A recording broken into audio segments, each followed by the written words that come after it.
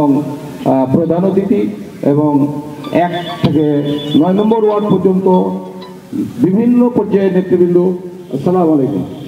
আজকে কৃষক দলের কমিটি হবে। এই কমিটিতে আপনারা যে সমস্ত লোকজন দিবেন তারা ওই যে 5 তারিখের আগের যেগুলা পরে যেগুলো আসছে এই সমস্ত নতুন কোনো লোকজনকে দিবেন না, এটা অনুরোধ।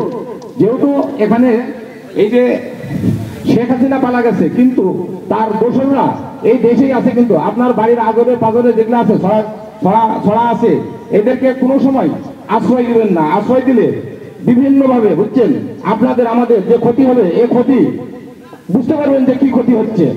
এখানে দেখছেন যে এখন পর্যন্ত যারা আগর পাগরে ঘোরাফেরা করছে তাদের কথার দিকে কম নাই, কিন্তু তুখর কথা তাদের, এই কথার দিকে তাকানো যাবে না।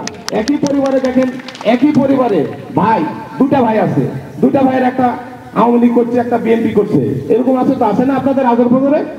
সেই বাড়িতে দেখেন আপনাদের কত সংঘর্ষ হচ্ছে।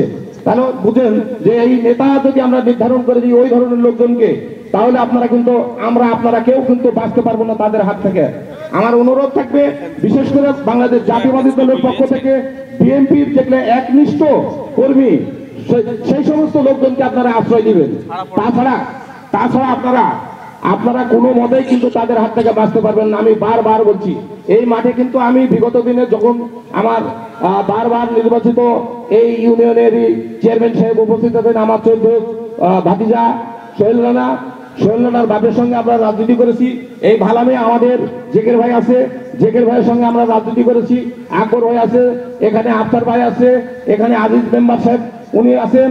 হ্যাঁ, তো বিভিন্ন পর্যায়ে যেগুলো বিগত দিনের যেগুলো নেতৃবৃন্দ আছেন এখানে, তারা অনেকেই বয়স্ক হয়ে গেছেন। জেকের ভাই আজ থেকে 1 সপ্তাহ আগে আমার কাছে রিং করলো, করে অনেক দুঃখ করলো, কান্নাকাটি করলো। আমি বললাম যে ঠিক আছে, ভালামে প্রোগ্রাম আছে, এই প্রোগ্রামে আমি যাব। তো জেকের ভাই আজকে আছে কি এখানে? অসুস্থ, খুব অসুস্থ, খুব কান্নাকাটি করেছে আমার কাছে। তো যাই হোক, তার জন্য আপনারা একটু দোয়া করবেন, খাস মনে তার নামে একটু দোয়া করবেন। আমাদের বহু পুরাতন ব্যক্তি, সেই পুরাতন ব্যক্তির জন্য আমরা খুব কাঙ্ক্ষিত তাকে কিন্তু কোনো সময় আমরা দেখে না পাওয়া হয়নি। সব সময় আমাদের আগের পদরে ওই সোহেল রানার পাশেও থাকেছে, আমাদের পাশেও থাকেছে, আপনাদের মাঝেও থাকেছে সব সময়। এখানে আপনারা নির্বাচিত করেছেন, তাকে মেম্বার করেছেন, অনেক ভোটে, বিপুল ভোটে তাকে মেম্বার করেছেন।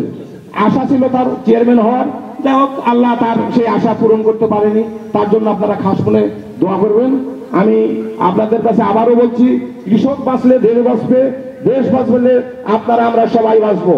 কৃষকের জন্য অনেক সুযোগ সুবিধা আছে, সেই সমস্ত সুযোগ সুবিধা আগামীতে ইনশাল্লাহ তারেক রহমান যদি 3 মাসের মধ্যে যদি এই ভিডিও কনফারেন্সের মাধ্যমে এই প্রোগ্রামটা করে, তাহলে আপনারা সেখানে আপনাদের বাসাতে টিভি আছে, মিডিয়া আছে, এগুলো সকল পর্যায়ে সকলভাবে আপনারা দেখতে পারবেন, বুঝতে পারবেন যে তার কত সুন্দর ভাষা, কত সুন্দর তার কথাবার্তা। তার কথা হলো যে ভোট আমরা নেব, তাকে মারামারি করে সংঘর্ষ করে ভোট নেব না, তাদের মন জয় করে আমরা ভোট নিব। মন জয় করতে হলে কি করতে হবে? সোয়াব দিতে হবে, আদর দিতে হবে। যাক, আমি বিশেষ কিছু কথা বলবো না। আপনারা যে সমস্ত সদস্য সংখ্যা দিবেন, সদস্য সংখ্যা মোটামুটি কত? 11 না, 11 সদস্য বিশিষ্ট কমিটি হবে। এই কমিটিতে আপনারা খুব সুন্দর ভাবে যে সমস্ত লোক দিলে, যারা জেলাতে, থানাতে, ইউনিয়নে, ওয়ার্ডে প্রত্যেকটা মিটিং মিছিলে হাজির হতে পারবেন, সেই সমস্ত ব্যক্তিদেরকে আপনারা দিবেন। অবশ্যই দেখলে হয়তো যেদিন মিটিং হবে সেই দিন যাচ্ছে না, জানি না শুনে তারপরেও যাচ্ছে না, এ ধরনের ব্যক্তিকে দিবেন না।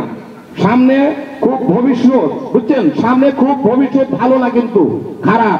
সেই দিকে খারাপটা আমরা বেছে ভালোটা দিক দিলে সেই ভালোটা দিকের দিকেই আমরা সেই দিক নিয়েই আমাদের সামনের দিন আগাই যাব। এরকম ভাবে সেই সমস্ত ব্যক্তি, কাঙ্ক্ষিত ব্যক্তিকে আপনারা দিবেন। আমি আর বেশি কিছু বলবো না। যদি আমার বলার মাঝে দুই ভুল ত্রুটি হয়তো ক্ষমা দৃষ্টিতে দেখবেন।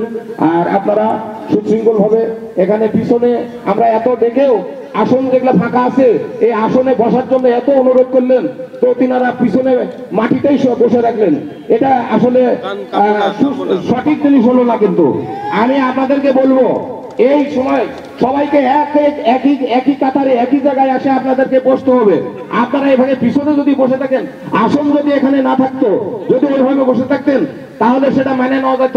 কিন্তু আসলে আসন ফাঁকা আছে, অথচ মাটিতে আপনারা বসে আছেন, এটা বিশেষ অত্যন্ত খারাপ দিক।